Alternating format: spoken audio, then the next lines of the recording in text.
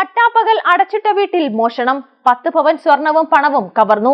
മലപ്പുറം തിരൂർ കാരത്തൂർ മർക്കസ് റോഡിന് സമീപം കല്ലിങ്ങൽ മൊയ്തീൻകുട്ടിയുടെ വീട്ടിലാണ് സംഭവം. വീട്ടുകാർ രാവിലെ ആശുപത്രിയിൽ പോയ സമയത്താണ് മോഷണം നടന്നിരിക്കുന്നത്. പരാതിയുടെ അടിസ്ഥാനത്തിൽ തിരൂർ പോലീസ് കേസെടുത്ത് അന്വേഷണം ആരംഭിച്ചു.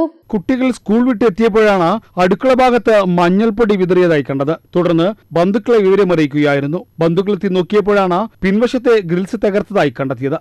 ഇന്നലെ ഞങ്ങൾ വീട്ടിലില്ലാത്ത സമയത്ത് വീട്ടിൽ കള്ളം കയറി. ഒരു 9 മണി 6:30 ഉള്ളിലാണ് കയറിയിരിക്കുന്നത്. 10 പവൻ ഞങ്ങൾ നഷ്ടപ്പെട്ടിരുന്നു. അലമാറൊക്കെ കുത്തി തുറന്നിരുന്നു. വീട്ടിൽ 3 അലമാറയാണുള്ളത്. അത് 3 തുറന്നിട്ടുണ്ട്. സ്വർണം കൊണ്ടുപോയി 10.5 പവനോളം കൊണ്ടുപോയി. അതിനു മുമ്പ് ഞങ്ങൾക്ക് ശല്യം ഉണ്ടായിട്ടുണ്ട്. ഗ്രില്ല് തുറന്ന് കയറുക, പൂട്ട് പൊട്ടിച്ച് പെട്ടെന്ന് കാണുന്ന കാരണം പെട്ടെന്ന് അവർ ഓടി രക്ഷപ്പെടില്ലായിരുന്നു. അപ്പോൾ ഇങ്ങനെ ആദ്യമായിട്ടാണ്. അത് രാത്രിയാണ് ഞങ്ങൾക്ക് ശല്യം ഉണ്ടാവില്ല, പകലൊന്നും ഇതുവരെ ഉണ്ടായിട്ടില്ല.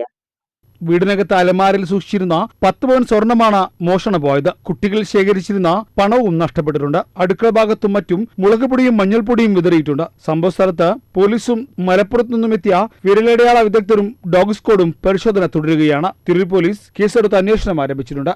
മലബാർ ന്യൂസ്, തിരൂർ.